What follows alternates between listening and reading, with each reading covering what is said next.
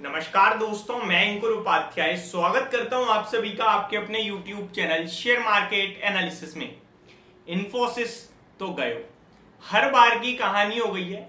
Results आने के बाद 10% टूटता है शेयर, ये कमेंट आ रहे हैं। क्वार्टर वन के खराब नंबर्स, उससे भी ज्यादा खराब गाइडेंस और शेयर का प्राइस 10% क्रैश हुआ, सबको अच्छे से याद है। और कमेंट बॉक्स में भी फियर फैलाया जा रहा है। एक्चुअली में आप फियर नहीं फैला रहे हो, आप सच बोल रहे हो। मैं ही गलत बोल रहा हूं कि ये शेयर खरीदना है गिरावट में। मैं आपको कुछ इंपॉर्टेंट चीजें बताना चाहता हूं और जो आप कह रहे हो उसी को रिपीट करते हैं। क्वार्टर वन में गाइडेंस केवल खराब नहीं थी, नंबर्स खराब थे। जो अनुमान था उससे कमजोर नंबर आए थे। अनुमान था कि क्वार्टर ऑन क्वार्टर बेसिस पे 0.2% 0.4% का प्रॉफिट बढ़कर आएगा। मैं आपको क्वार्टर वन की बात बता रहा हूं, लेकिन उसके सामने प्रॉफिट बढ़ा नहीं था, 2% घटकर आया था। इतने खराब नंबर थे तो शेयर का प्राइस तो टूटना ही था।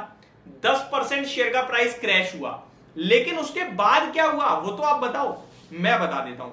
जरा इन्फोसिस का शेयर आप अपनी स्क्रीन पे ओपन करना है। मैं शेयर ओपन नहीं करता हूं, ये मेरी प्रॉब्लम है, वो कोई इशू नहीं है, लेकिन आप जरूर ओपन करना।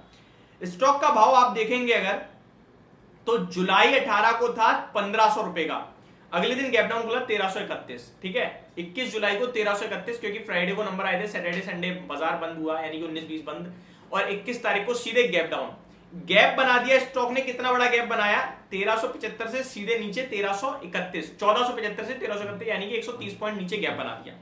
लेकिन उसके 3 महीने में धीरे धीरे धीरे हायर हाइज बनाते बनाते शेयर ने दोबारा सितंबर 15 को 1511 का हाई लगाया, जो कि प्रीवियस जो नंबर्स आने से पहले प्राइस था 1475, उसके भी ऊपर था। फिर स्टॉक ने अभी एक रिसेंटली सितंबर लास्ट में गिरावट दिखाई बाजार के साथ और 1434 का लो लगाया एंड दोबारा शेयर भागा और 1500 रुपए का हाई लगा के आज 1465 पे बंद हुआ है। नंबर्स कैसे आए हैं इस बार? नंबर्स में तो कोई कमी है ही नहीं, कमी आई है गाइडेंस में। अब मैं आपके साथ दोबारा रिपीट कर रहा हूं। वैसे मैंने पूरी वीडियो बनाई है एक इन्फोसिस के रिजल्ट्स पे जैसी आई थी, बट यहाँ पे रिपीट टेलीकास्ट हो रहा है, उसकी जरूरत बहुत ज्यादा है। कमेंट बॉक्स को देखते हुए जो लोग डर रहे हैं और फियर फैला रहे हैं 10% क्रैश का, उनको पूरी समझ में आनी चाहिए चीज है क्या। अगर मैं आपके साथ कंपनी के रिजल्ट्स बताऊं पहले, तो कंपनी का प्रॉफिट देखिए आप, 6200 करोड़ रुपए आया है। अनुमान 6300 का था, थोड़ा सा कम रह गया अनुमान से, मैं मानता हूं। बाकी सेगमेंट कौन देखेगा? रेवेन्यू 38,990 करोड़ रुपए, यानी ऑलमोस्ट 39,000 करोड़ रुपए। अनुमान था 38,800 करोड़ का, 200 करोड़ ज्यादा आया अनुमान से। नेक्स्ट बात करी जाए एबिट यानी कामकाजी मुनाफा, 8,274 करोड़ रुपए आया। अनुमान 8,050 करोड़ का था, तो ऑलमोस्ट 250 करोड़ ज्यादा आया अनुमान से।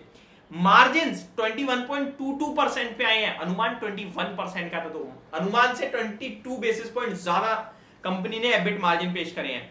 डिविडेंड 18 रुपए प्रति शेयर का, 1% से ज्यादा का डिविडेंड कंपनी सिंगल क्वार्टर के रिजल्ट्स के साथ दे रही है। और क्या चाहिए? Blue chip large cap stock आपको 2.5 से 3% की तो डिविडेंड यील्ड देने लगा है।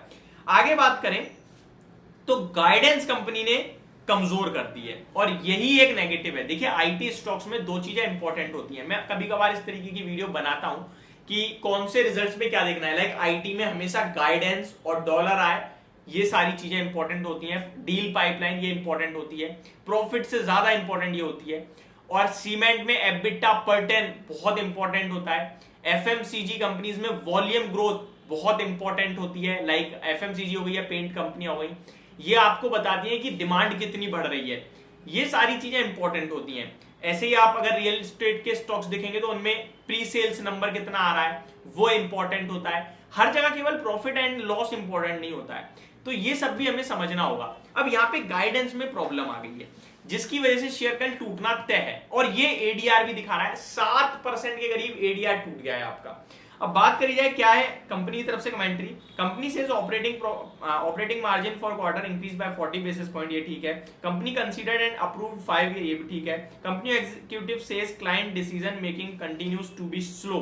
Company executive says volumes are still under constraint. Company executive says seeing ramp ups getting pushed. तो ये थोड़ी सी प्रॉब्लम का विषय है। Company executive says still have enough room for utilization improvement. Company executive says still have significant freshers bench, not going to campus for requirements.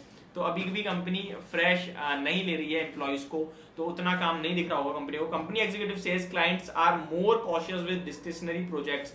तो अभी भी इनके क्लाइंट्स दिक्कत में दिख रहे हैं, उतना आईटी स्पेंड नहीं आ रहा। ये सब तो भैया टाटा ग्रुप ने कल ही बता दिया ना कि आईटी स्पेंड अभी खुलकर नहीं हो रहा है, अभी प्रॉब्लम बनी हुई है, तभी तो आईटी स्टॉक्स में टीसीएस गिरा आज, प्लस बायबैक भी थोड़ा कमजोर।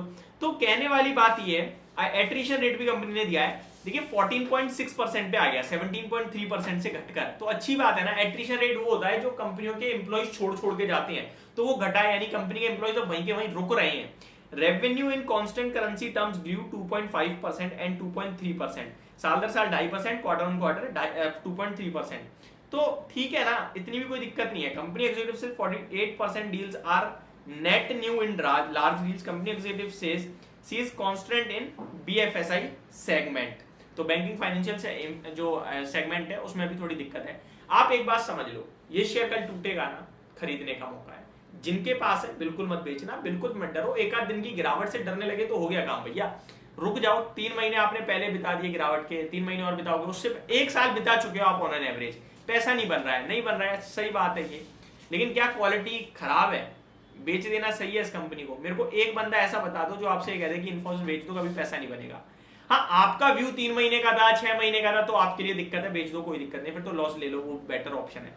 आपका व्यू है 1-1.5 साल, 2 साल, 5 साल, मैं बोल रहा हूं ये शेयर पैसा ना बनाए तब बात करना। मैं भी यही हूं, आप भी यही हो, लेकिन आपका व्यू छोटा था, ट्रेडिंग पर्पज से लिया था, तो बात अलग है।